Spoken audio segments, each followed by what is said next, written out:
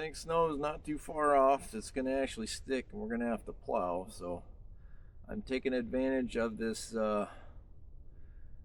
supposed to get into the 50s, nearly 60 degree day. We got the carryall off. I'm going to get the pallet grapple off here now.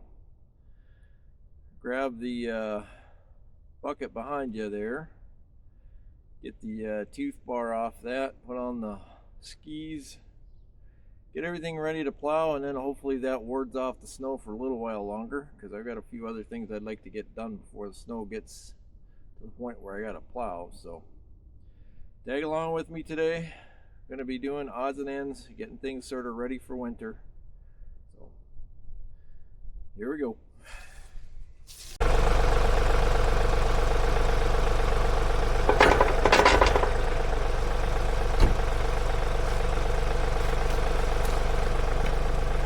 Actually remember to put in the pin to keep this thing upright so it don't fold down and there's no pressure on.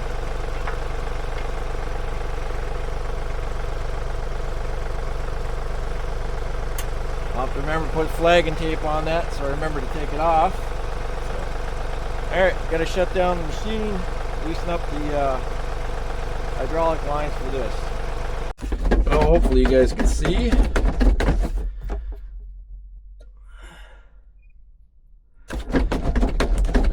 I'm trying to reduce the pressure in the hydraulic lines so I can uncouple that grapple. So by wiggling this around, sort of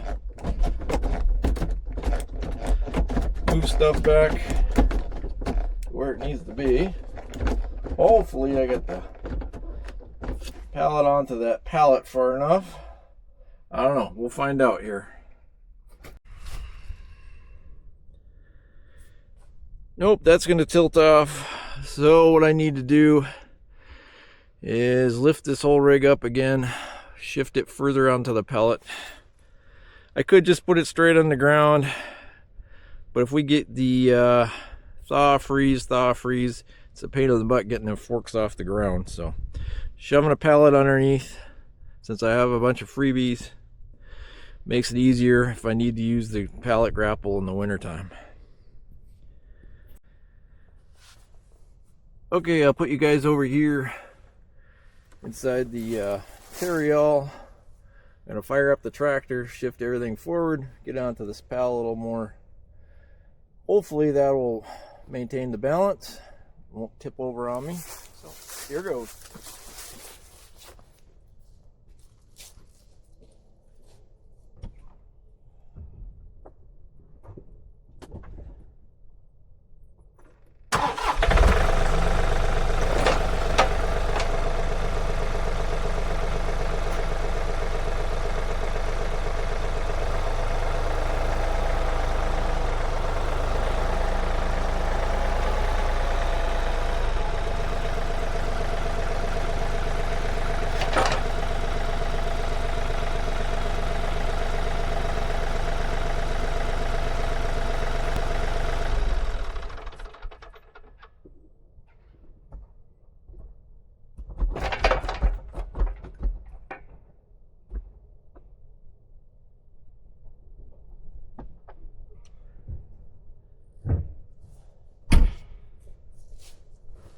Not too happy about that tilt, but we'll see what happens here.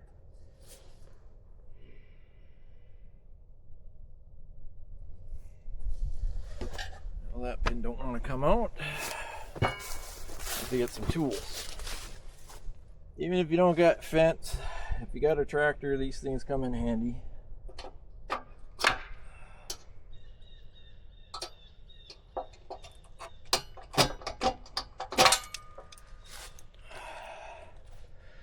These rings work great, but they're buggers on old fingers. So using the hook on the fencing pliers to pop that thing loose, it's a good thing. I'll bring you around and show you how I do it.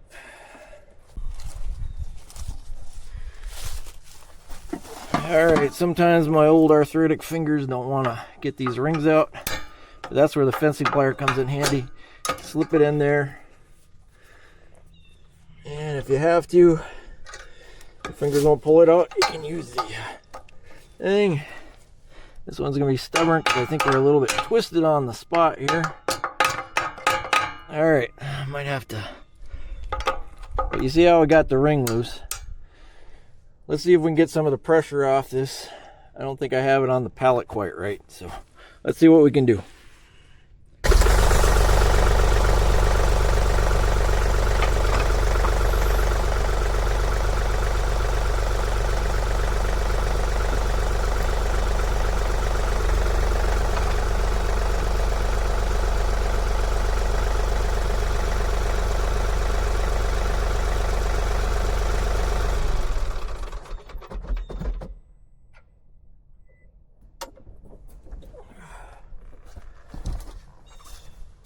I think that'll balance better. Let's see if this ring comes out now. Let me move you in closer. Hold on.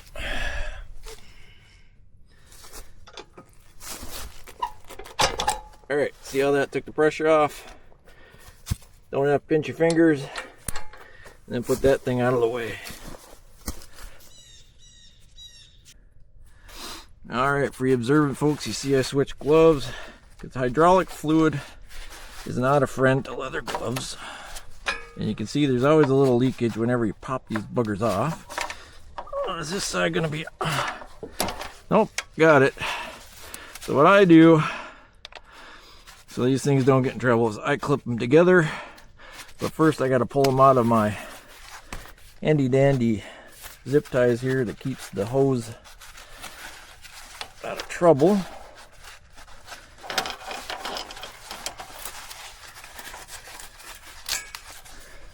One,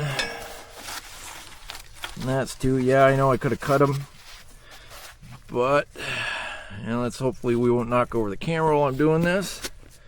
Hope you guys don't get seasick. Alright, so what I'm gonna do is loop this up like this, connect these two together, that way they won't get corroded, but there might be too much pressure on there, so I'm gonna have to let off a little bit of pressure just by pushing in.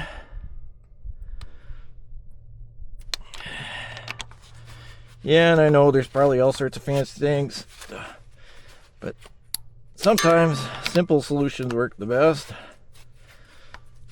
And it's going to be stubborn. Maybe I got to let off a little more pressure. So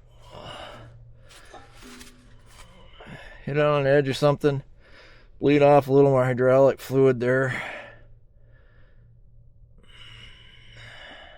Probably didn't wiggle things around enough. And let's see if she's going to connect. Pretty much. Alright. Sort of tuck that so it's out of the way, out of the weather. It can just sort of hang there. Cover my ends up.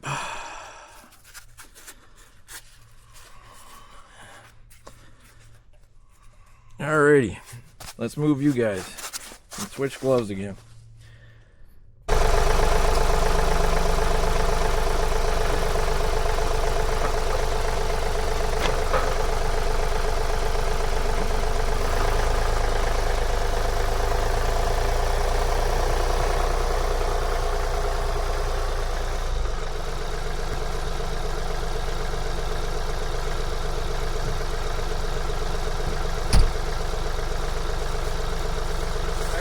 That takes care of that.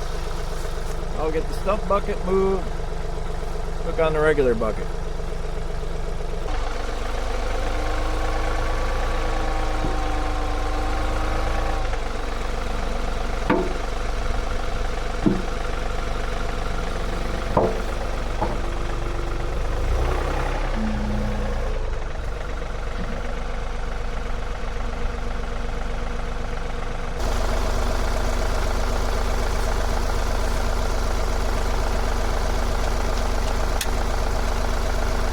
And we just repeat on the other side.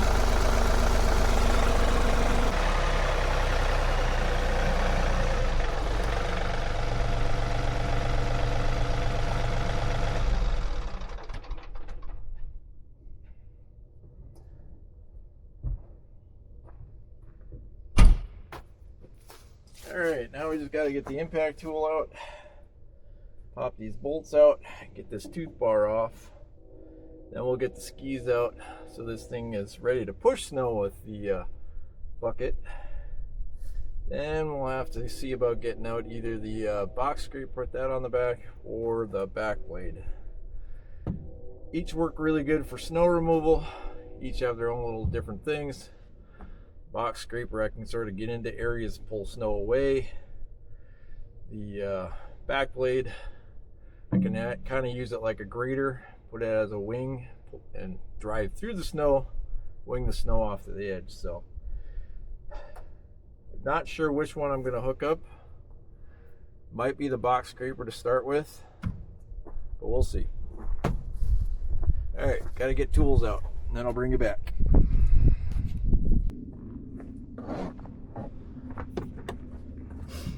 Okay, you purists, avert your eyes. I got a Milwaukee water bottle here, Menards impact sockets, and a Ryobi impact wrench. So no, I'm not a purist. I just grab whatever will get the job done. Had Ryobi before I ever had Milwaukee. That's what I could afford. So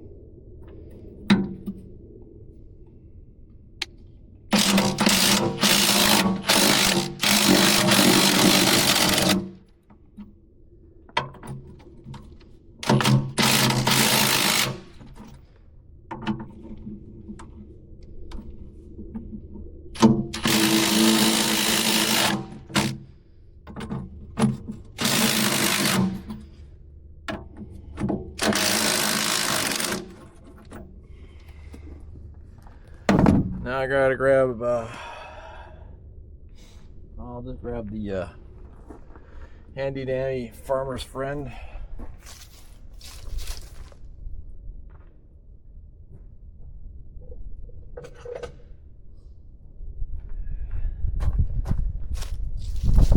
Good old metric wrench so I can get the rest of these off. So I want to spin on the bottom.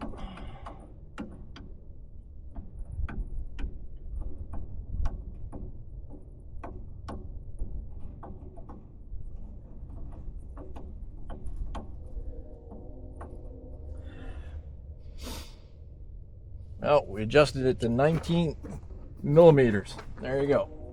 So you guys in Canada can figure it out. Oh, it was closer to 20.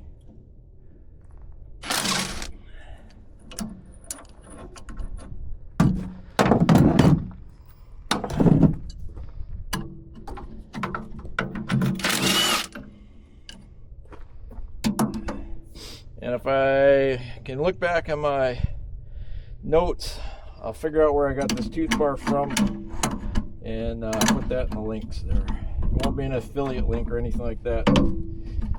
I'm not like Tractor Time with Tim or any of the other big guys.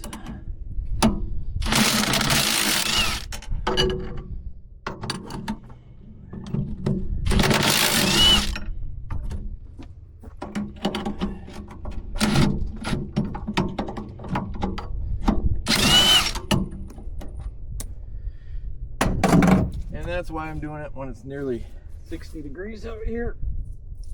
So I'm not dropping these bolts nuts into the snow.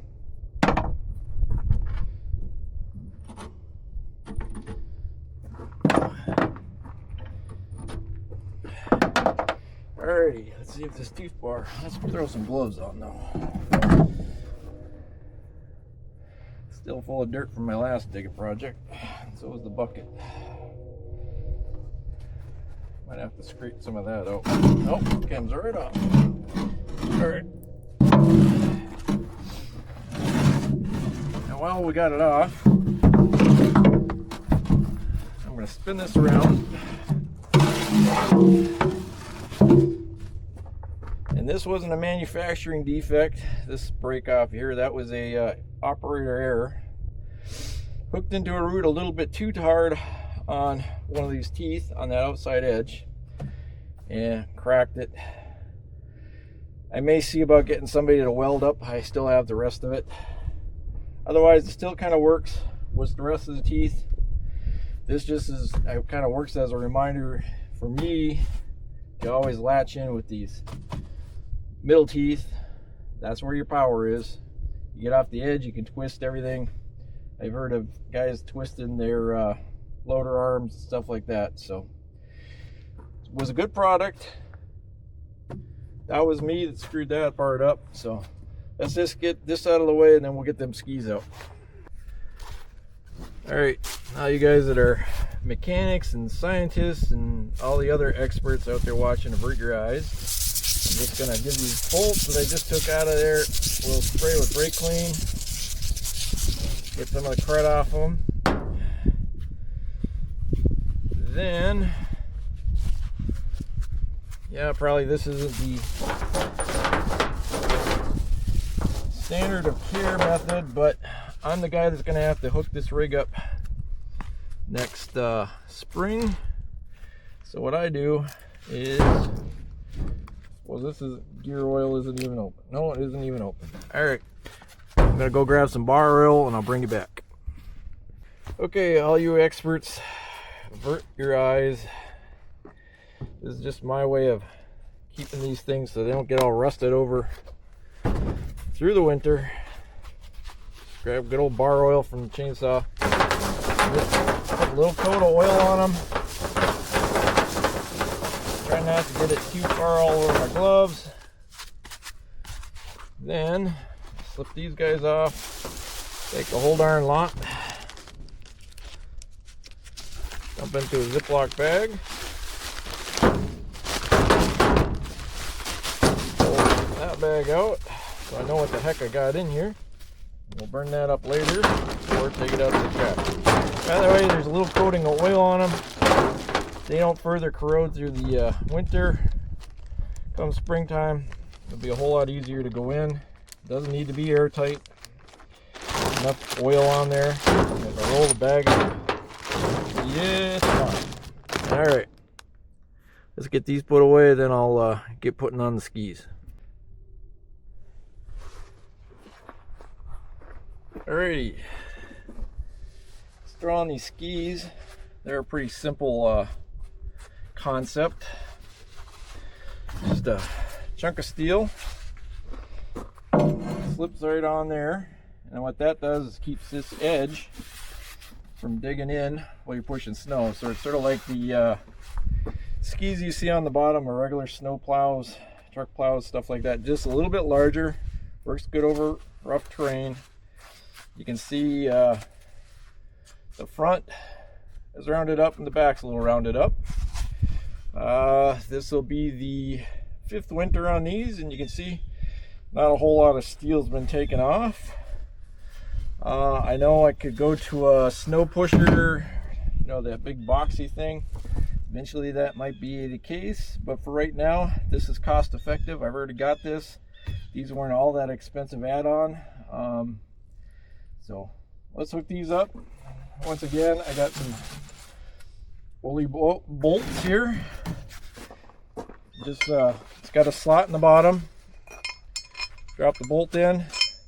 No need to put a wrench on the bottom.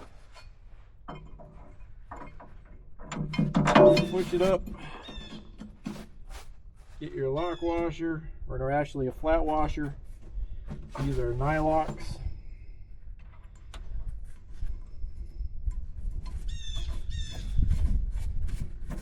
Get it started.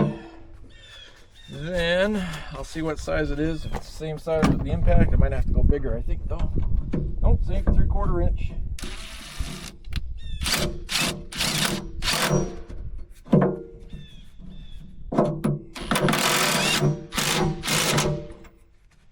All right, so that's one. Put one on the outside.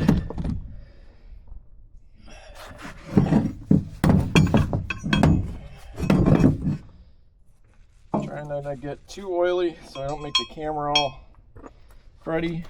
I also promised the boss not to get my clothes too cruddy. That's why I got the coveralls on out here, even though I'm probably sweating to death here. Find the outside hole here, which is covered in muck. That's going to take a little work. So let me clean that out and bring it back.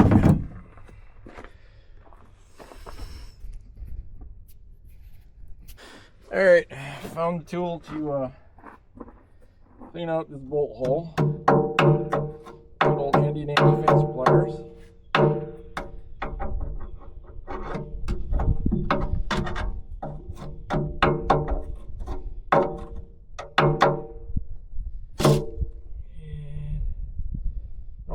I'll use this plier handle here.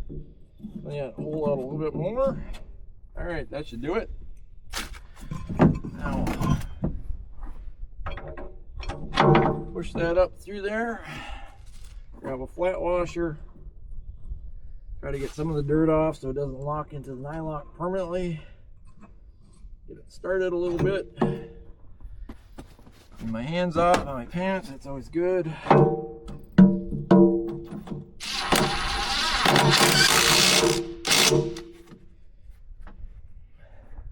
No real science to it. Yeah, you could probably got some sort of torque setting. I just go until it makes a little noise. Part way through the first couple plowings, I come out and check these guys just with the old adjustable wrench. Never really had a problem with them loosening up. The only issue I run into is I don't really have a center hole, so I just sort of alternate year to year. If I remember which side I had it on, to put the middle one in. I suppose if I was really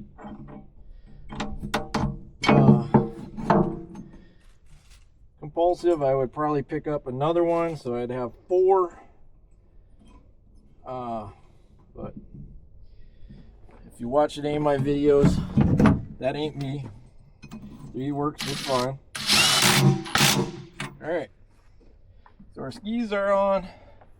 The bucket's ready to push snow. Now, let's put these guys away. Either grab out the box scraper, put that on, or the back blade. And that may be a separate video, so if it's not attached into this one, you'll see it in another video coming up.